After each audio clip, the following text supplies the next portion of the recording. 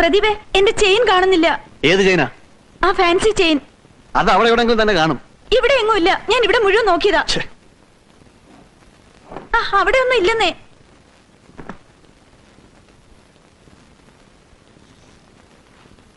അമ്മേ, എന്താടാ? എന്റെ 3.5 പവന്റെ ചെയിൻ കാണാനില്ല. എന്റെ ഈശ്വര, ഇവിടെ ആരെടുക്കാനാ?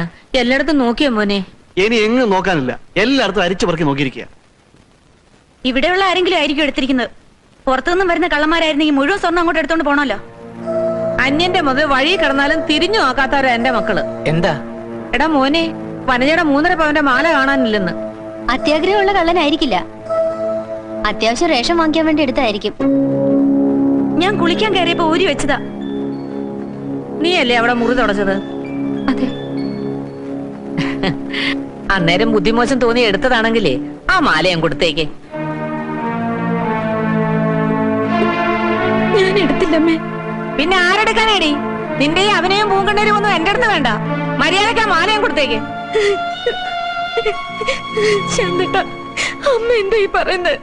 ഞാൻ എടുത്തിട്ടില്ല. കട്ടവരാരും കട്ടെന്ന് പറയില്ലടാ. കിട്ടേണ്ടത് 2 എണ്ണം കിട്ടുമ്പോ തത്ത പറയുന്ന പോലെ പറയും. അമ്മയ്ക്ക് ഇപ്പൊ എന്താ വേണ്ടത്? തല്ലിയോ കൊല്ലി എന്താണെന്ന് വെച്ചാൽ ചെയ്യ. നരകത്തിൽ പോയാൽ ഇതിനെക്കാളും സ്വസ്ഥത കിട്ടും. ഭാര്യയും ഭർത്താവും കൂടെയുള്ള നാടകം കൊള്ളാം. എനിക്കെന്റെ മാല കിട്ടിയില്ലെങ്കിലേ ഞാൻ പോയി എന്റെ അച്ഛനോട് പറയും. പോലീസുകാർ വന്ന് ചോദിക്കുമ്പോ മാല താനേ വന്നോളും. മനചേട്ടത്തി, നിങ്ങളുടെ അച്ഛൻ തമ്പി വക്കീലിന് ഒരുപാട് പണവും സ്വാധീനവും ഒക്കെ ഉണ്ടാവും.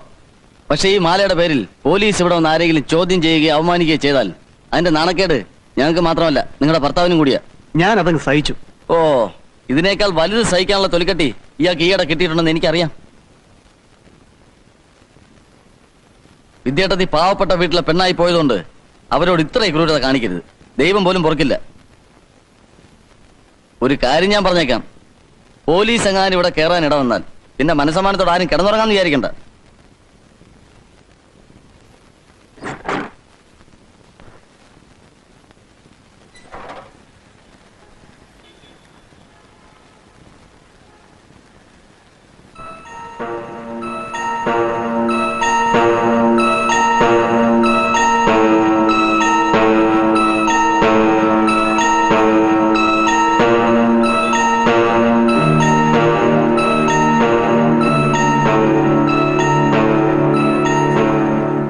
പ്രസന്നെ, നിന്റെ കരുതി കിടന്ന മാല എന്തി? ഏത് മാല? നമ്മുടെ വനചേട്ടത്തിന്റെ മാലേ. വനജയുടെ മാല എങ്ങനെയാ അവിടെ കൈ വരുന്നത്? ആ, അതെങ്ങനാ വരുന്നതെന്ന് അമ്മയ്ക്ക് ഞാൻ കാണിച്ചു തരാം.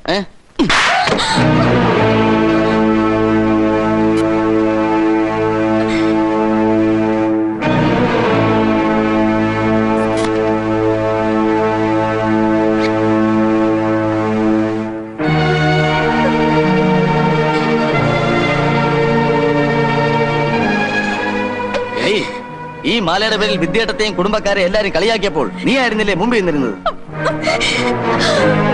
കുടുംബത്തിന്റെ അന്തസ്സും അഭിമാനവും പറഞ്ഞു നടക്കുന്ന അമ്മയ്ക്ക് മകള് മാല മോഷ്ടിച്ചതിനെ കുറിച്ച് ഒന്നും പറയാനില്ലേ?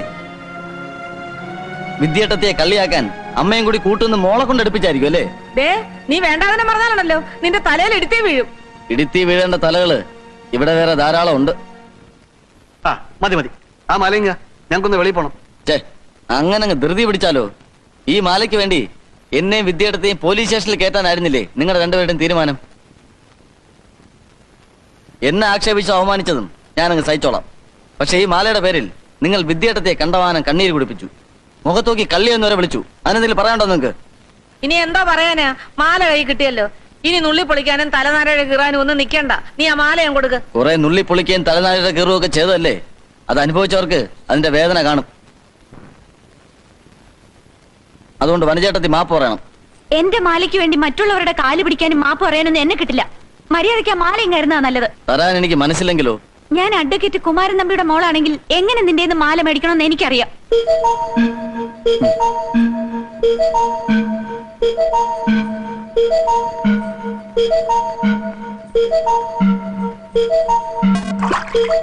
അയ്യോ, അഡ്വക്കേറ്റ് കുമാരൻ നമ്പിയുടെ മോളല്ലേ, പോയി മുങ്ങിയെടുത്തോ. എടാ മഹാഭാവി, നാശം പിടിച്ചവനെ 3.5 പവന്റെ മാല ആരെങ്കിലും കിണറ്റിനകത്ത് എടുത്തിടുവോടാ? സ്വർണം വെള്ളത്തിൽ കിടന്നു വെച്ച് തേഞ്ഞൊന്നും പോകത്തില്ല, അതിന്റെ മാറ്റ് കൂടത്തേ ഉള്ളൂ.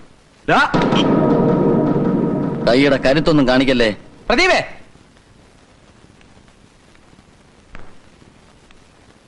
ഏട്ടനും അനിയനും തമ്മിൽ തല്ലുന്ന അവസ്ഥ വരെ കൊണ്ടെത്തിച്ചപ്പോ എല്ലാവർക്കും തൃപ്തിയായല്ലോ.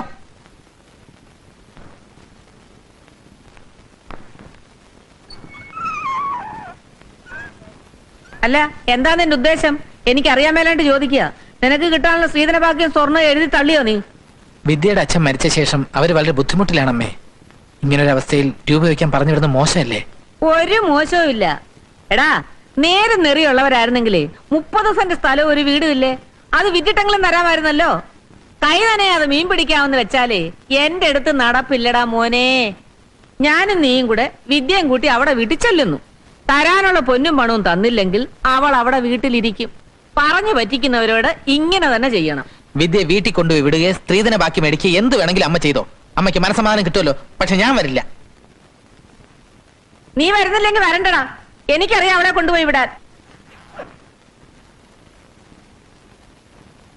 സ്ത്രീധന ബാക്കി തരാൻ അച്ഛനില്ല. അതുകൊണ്ട് ഞാൻ വീട്ടിൽ ചെന്ന് ശാന്തേട്ടനൊരു വക്കീൽ നോട്ടീസ് അയക്കണം, വിവാഹമോചനത്തിന്. നഷ്ടപരിഹാരമോ ജീവനാംശമോ ഒന്നും ഞാൻ ആവശ്യപ്പെടില്ല. ശാന്തേട്ടനെങ്കിലും ഒരു നല്ല ജീവിതം കിട്ടട്ടെ. വിദ്യ, അല്ലാതെ ഞാൻ നോക്കിയിട്ട് ഒരു വഴിയും കാണുന്നില്ല ശാന്തേട്ട. തന്നെ പറഞ്ഞയക്കാൻ അല്പം പോലും ഇഷ്ടമുണ്ടായിട്ടല്ല. പിന്നെ ഒന്ന് നോക്കിയാൽ അമ്മയുടെ ആട്ടും തുപ്പും സഹിച്ച് ഇവിടെ കഴിയുന്നതിനേക്കാൾ എന്തുകൊണ്ടും ഭേദം അവിടെ കഴിയുന്നതാ. തനിക്ക് കുറച്ച് നാളത്തേക്കെങ്കിലും സ്വസ്ഥത കിട്ടുമല്ലോ.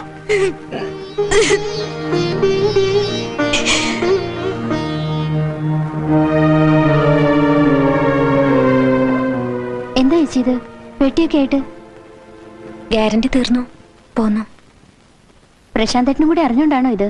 അതേടി, എന്റെ മോനെ ഞാൻ പറയുന്നത് പോലെ കേക്കൂ. അതെ, അത് ജീവിച്ചിരിക്കാനുള്ള കൊതിയുണ്ടാ മോളെ വരണം, അകത്തേക്കിരിക്കാം. വേണ്ട. എനിക്ക് ചില കാര്യങ്ങളൊക്കെ ചോദിച്ചറിഞ്ഞിട്ട് ഉടനെ പോണം. എന്താ? കല്യാണ നിശ്ചയത്തിന്റെ കരാർ അനുസരിച്ച് 6 മാസത്തിനകം സ്ത്രീധന ബാക്കി തരാമെന്നല്ലേ നിങ്ങൾ പറഞ്ഞത്? അതെ. അതും പോരാഞ്ഞ് അവിടെ കയ്യെ കിടന്ന വള വരെ നിങ്ങളെടുത്ത് പണയം വെച്ചില്ലേ? ഞങ്ങളുടെ ഇപ്പോഴത്തെ അവസ്ഥ. നിങ്ങളുടെ അവസ്ഥയും കണ്ണുനീരും ഒന്നും കാണാനല്ല ഞാൻ ഇങ്ങോട്ട് വന്നത്. അതെ, ഇപ്പോഴും എന്റെ മോന് വേറൊരു പെണ്ണിനെ കിട്ടാൻ യാതൊരു വിഷമവും ഇല്ലെന്ന് ഓർത്തു. വിദ്യ ഇവിടെ വിട്ടിട്ട് പോയാൽ ഇല്ലാത്ത രൂപ എങ്ങനെ ഉണ്ടാവും? എന്നാലും ഈ കാര്യത്തിനൊരു ചൂടുണ്ടാവൂ. എല്ലാം പോട്ടെന്ന് വെക്കാം. അനിയത്തിയുടെ ഒരു നെകളവും ഒരു നിഷേധവും സ്വന്തം കെട്ടിയവനെ പോലും അവള് വഹിക്കത്തില്ല. എല്ലാം തള്ളമാരുടെ വളർത്തുദോഷവാ. രൂപ 2 ലക്ഷം കൊണ്ടാണ് എന്റെ രണ്ടാമത്തെ മരുമോള് വന്നത്. അവൾ അവിടെ മര്യാദക്ക് ജീവിക്കുന്നുണ്ടല്ലോ. ധർമ്മ കല്യാണം കഴിച്ചുകൊണ്ട് വന്നവക്ക അഹങ്കാരം.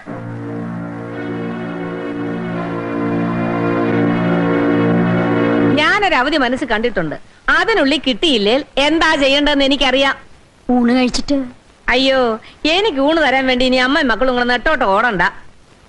ഒറ്റയ്ക്ക് പോണ്ട, ബസ് സ്റ്റാൻഡ് വരെ ഞാനും കൂടെ വരാം.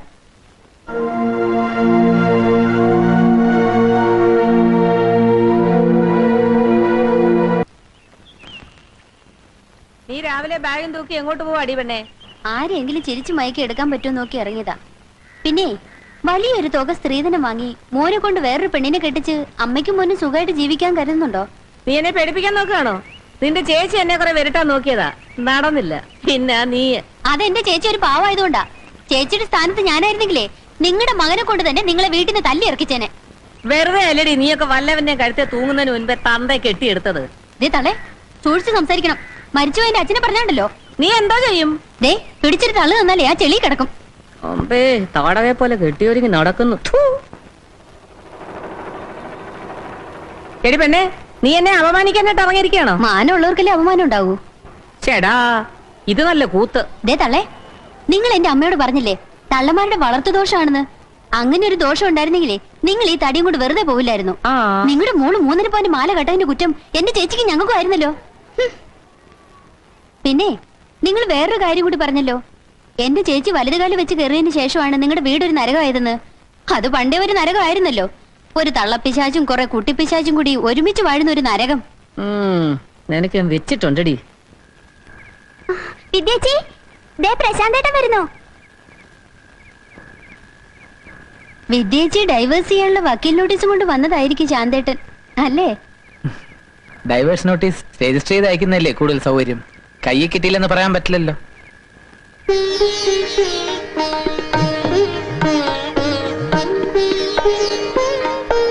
ഒരാഴ്ചയായിട്ടും ശാന്തേട്ടനെ കാണാതായപ്പോ തന്നെ ഉപേക്ഷിച്ചെന്ന് വിചാരിച്ചിരിക്കും അല്ലേ?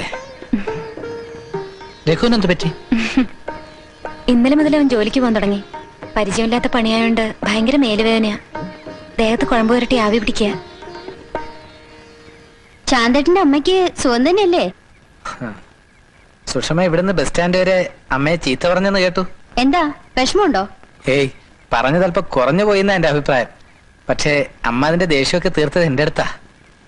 ശാന്തേട്ടാ, ഒന്ന് ഡ്രസ്സൊക്കെ ഒന്ന് മാറ്റ്.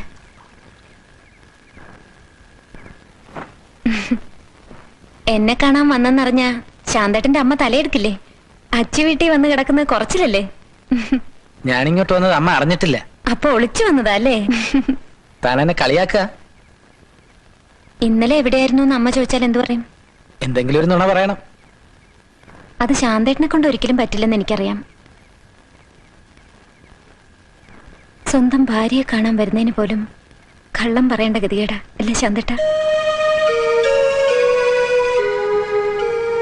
എത്ര നാൾ തന്നെ ഇവിടെ നിർത്തുമെന്ന ഞാൻ ആലോചിക്കുന്നത്.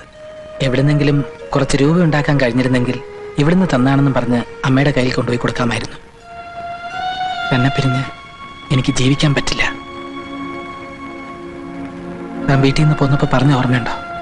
വക്കീൽ നോട്ടീസ്, ഡൈവേഴ്സ്. തനിക്ക് സ്നേഹം വേണമെന്ന് പറയാനും ആശ്രയിക്കാനും ഒക്കെ ആളുണ്ട്. എനിക്ക് ഇത്തിരി സ്നേഹം വേണമെന്ന് ഞാൻ ആരോട് പറയും? സ്നേഹവും പണവും സുഖവും ഒക്കെ കണക്ക് പറഞ്ഞ് അങ്ങോട്ട് വാങ്ങാൻ എല്ലാവരും എടുക്കരാ. ആയാലും കൂടപ്പിറപ്പായാലും ഭാര്യയായാലും. എന്റെ അടുത്ത് മാത്രല്ലേ ഉള്ളൂ ഈ വാശി?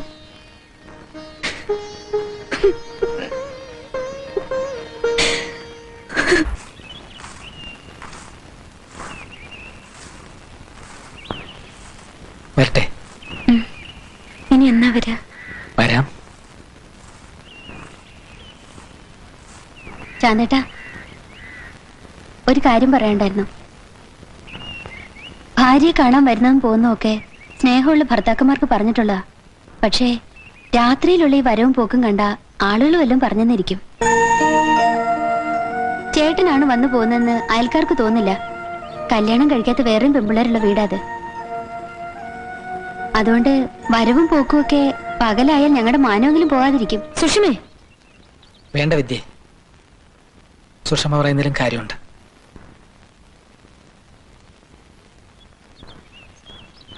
ഇത്രയും ഇണങ്ങിയ ഒരു കല്യാണക്കാര്യം ഇനി പ്രസന്നയ്ക്ക് കിട്ടാൻ പോണില്ല. അവളിപ്പോ മൂന്നാമത്തെ പ്രാവശ്യമല്ലേ പ്രീ ഡിഗ്രിക്ക് തോക്കണത്. പ്രായമായ പെമ്പിള്ളേർക്ക് പഠിത്തത്തിൽ ശ്രദ്ധയില്ലെന്ന് കണ്ട ഉടനെ കെട്ടിച്ചു വിട്ടേക്കുക. ഞാൻ പറഞ്ഞതിന്റെ ധ്വനി ചേച്ചിക്ക് മനസ്സിലായോ? എനിക്കെല്ലാം മനസ്സിലായടാ. പക്ഷെ 25,000 രൂപ 25 പവന്റെ ആഭരണവും കൊടുക്കണമെന്നല്ലേ നീ പറയുന്നത്? അത് കുറച്ച് കൂടുതലാ. മനസ്സിലായില്ല? ചേച്ചിക്ക് മനസ്സിലായിട്ടില്ല, അത് തന്നെ. അല്ലാതെ പിന്നെന്താ? നീ ഒന്നേ പറയട്ടെ. ദേ, KSRTCയിൽ ജോലിയുള്ള ഒരു പയ്യനാണെന്ന് പറഞ്ഞാൽ ഇതിൽ കൂടുതൽ കാശ് അവന് കിട്ടും. പിന്നെ എന്റെ പെങ്ങടെ മോളായതുകൊണ്ട് മാത്രമാണ് ഇത്രയും ഡിസ്കൗണ്ട് കിട്ടിയത്. ഈ ചേച്ചി എന്താ ഒന്നും മിണ്ടാത്തേ? പ്രാരാബ്ദങ്ങളൊന്നും ഇല്ലാത്തൊരു വീടാ. നമ്മുടെ പെണ്ണിനെ അങ്ങോട്ട് അയച്ചാ അവര് പൊന്നു പോലെ നോക്കിക്കോളും.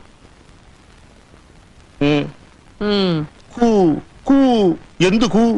ഏതായാലും മക്കളോട് ഞാനൊന്ന് ആലോചിക്കട്ടെ. കൊടുക്കാമെന്ന് പറഞ്ഞ പൊന്നും പണോ ഇതുവരെ ഉണ്ടായിട്ടില്ല. നിശ്ചയിച്ച കല്യാണം മാറിപ്പോകുന്നതിലും വലിയ നാണക്കേട് വേറെ ഉണ്ടോ? അതുകൊണ്ട് കിടപ്പാടം വിറ്റിട്ടാണെങ്കിലും ശരി നമുക്ക് ഈ കല്യാണം നടത്തണം. കല്യാണം എന്നൊക്കെ പറയുന്നത് ഒരു യോഗമാ. അത് ഞാൻ എന്റെ മരുമക്കളോട് പ്രത്യേകിച്ച് പറയണമെന്നില്ലല്ലോ. 25,000 രൂപ 25 പവനുമാണ് പ്രസന്നയ്ക്ക് കൊടുക്കാമെന്ന് പറഞ്ഞിരിക്കുന്നത്. ഇതിൽ 10 പവൻ ഒരു കൊല്ലം കഴിഞ്ഞു കൊടുത്താൽ മതി എന്ന് അവരേറ്റിട്ടുണ്ട്. കല്യാണ ചെലവ് 25,000 രൂപയും പ്രശാന്തും പ്രദീപും കൂടെ ഉണ്ടാക്കാമെന്നാ പറഞ്ഞിരിക്കുന്നത്. ഇനി 15 പവൻ കൂടി വേണം. അതിൽ 3 പവന്റെ സ്വർണം അവിടെ ദേഹത്ത് തന്നെ ഉണ്ട്. ദാ ഈ മാലയും വളയും കൂടെ 4-4.5 പവനുണ്ട്. ഇത് വിൽക്കുകയോ മാറ്റിയെടുക്കുകയോ എന്ത് വേണമെങ്കിലും ചെയ്യും. ഇന്ന്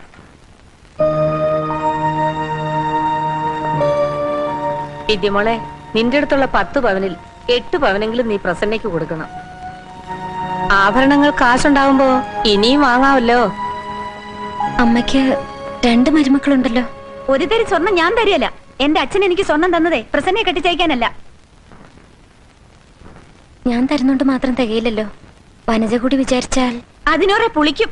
ഞാൻ വെറും കഴുത്തോടു കൂടി നടക്കണമെന്നായിരിക്കും. അതിന് എന്നെ കിട്ടില്ല. അവളെ പറഞ്ഞിട്ട് കാര്യമില്ല. ചെറുപ്പത്തിലെ സ്വർണ്ണ വിട്ട് ശീലിച്ച കുട്ടിയല്ലേ. പ്രസന്നയുടെ കല്യാണം നടക്കണമെങ്കിൽ നിന്റെ ആഭരണങ്ങളും കൂടെ വേണം. നിനക്ക് തരാൻ മനസ്സുണ്ടാകുമെന്ന് എനിക്കറിയാം. ശാന്തേട്ടന്റെ കൈ നൂറ്റാവുന്നതിന്റെ മാക്സിമം ഊറ്റിക്കഴിഞ്ഞു. ഇനിയിപ്പൊ വിദ്യാർത്ഥിയുടെ കയ്യിലെ സ്വർണം മുഴുവൻ കൈക്കലാക്കാൻ വേണ്ടി എന്റെ അമ്മ സ്വന്തം മാല ഒരു മകളുടെ കല്യാണത്തിന് കൊടുക്കുന്ന ത്യാഗോജ്ജലമായ സെന്റിമെന്റൽ സീൻ കാണാൻ എന്ത് രസമായിരിക്കുന്നു. നനയുന്നിടം മാത്രം കുഴിക്കുന്ന ഈ കുബുദ്ധി നല്ലതല്ലമ്മേ. ശാന്തേട്ടാ, തന്റെ ഇഷ്ടം പോലെ അമ്മ എന്നെ ഇങ്ങോട്ട് തിരിച്ചു വിളിച്ചപ്പോഴേ തോന്നി ഇതുപോലെ എന്തെങ്കിലും ഒരു നല്ല ഉദ്ദേശം കാണുമെന്ന്. ഏതായാലും ഞാൻ കാരണം പ്രസന്നയുടെ കല്യാണം മുടങ്ങണ്ട. സ്വർണത്തെക്കാളും പണത്തെക്കാളും ഒക്കെ വലുതാണല്ലോ ഒരു പെൺകുട്ടിയുടെ ജീവിതം.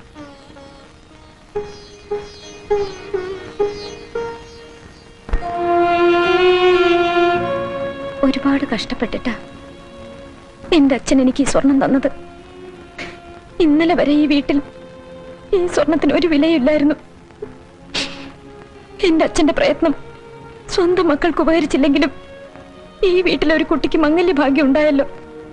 എന്റെ അച്ഛന്റെ ആത്മാവിന് പുണ്യം കിട്ടും.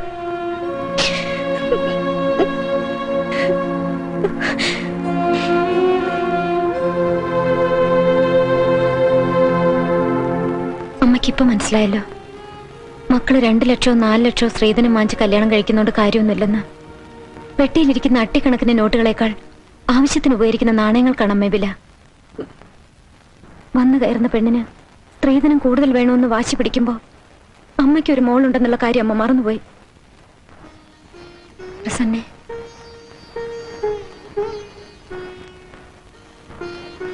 നീ എന്നെ ഒരുപാട് വേദനിപ്പിച്ചിട്ടുണ്ട്.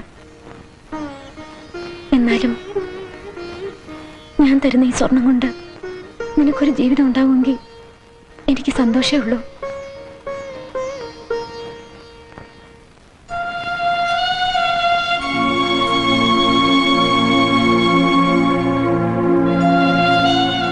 ഇത് ശാന്തേട്ടൻ എന്റെ കഴുത്തിൽ കെട്ടിയ താലിമാലയാണ്. ഇത് പോയാലും ശാന്തേട്ടന്റെ പെങ്ങളുടെ കഴുത്തിലൊരു താലി ഉണ്ടാവും.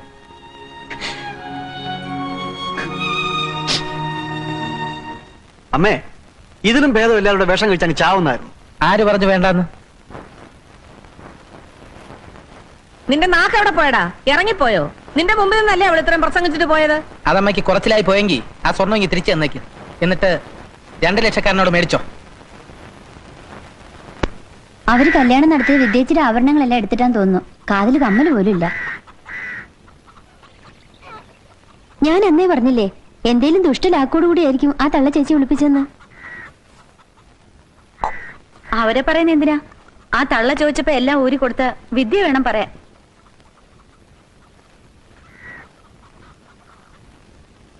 ശാന്ത, എടാ, നീ വിദ്യ ഇങ്ങോട്ട് വിളിച്ചോണ്ട് വന്നിട്ട് 2 മാസമല്ലേ ആയുള്ളൂ? അതെ. അവക്കേ ഇത് മാസം 4. പല്ലവന്റെ കൊച്ചിനെ വളർത്തേണ്ട ഗതികേടൊന്നും നിനക്കില്ലടാ. അമ്മേ, അത് പിന്നെ അമ്മ കണക്കൂട്ടി വിഷമിക്കണ്ട, ശാന്തേട്ടൻ അറിയാം.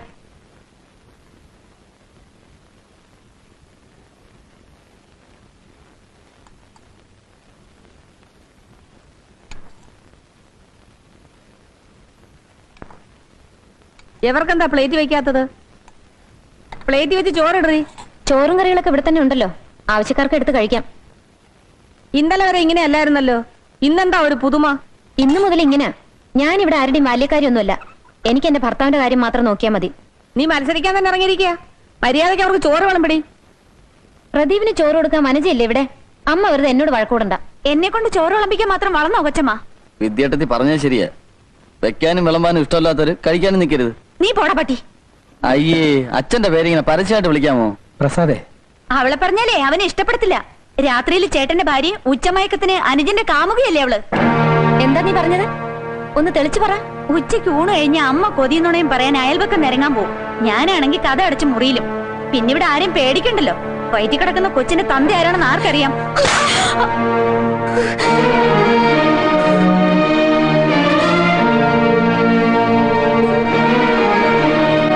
അവളുടെ ഒരു പതിവ്രത ചമയില് കാണിച്ചു തരാം നിന്നെ. എന്തൊക്കെയാണ് ഈശ്വര ഇവിടെ നടക്കുന്നത്? കുടുംബം മുടിഞ്ഞു പോവാൻ ഇനി വല്ലതും വേണോ?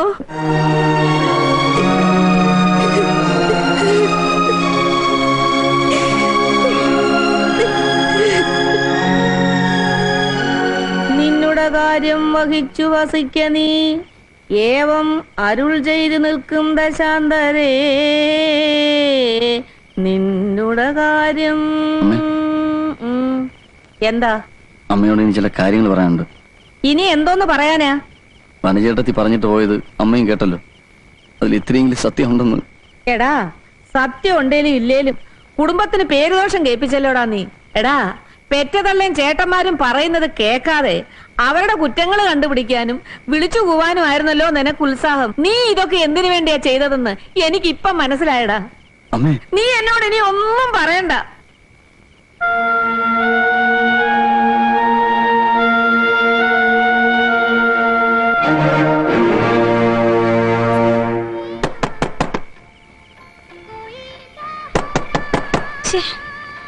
ആരോ തട്ടുന്നുണ്ട്. ആരോ നോക്കിയേ.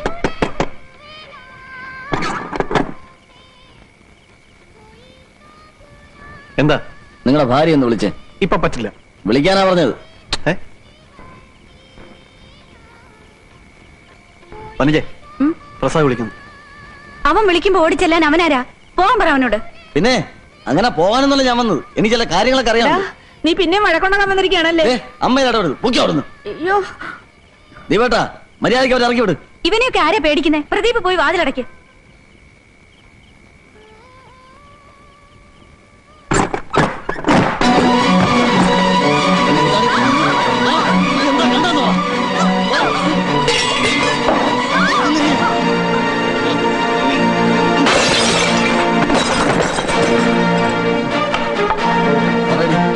നീ എന്താ കണ്ടെന്ന് പറ.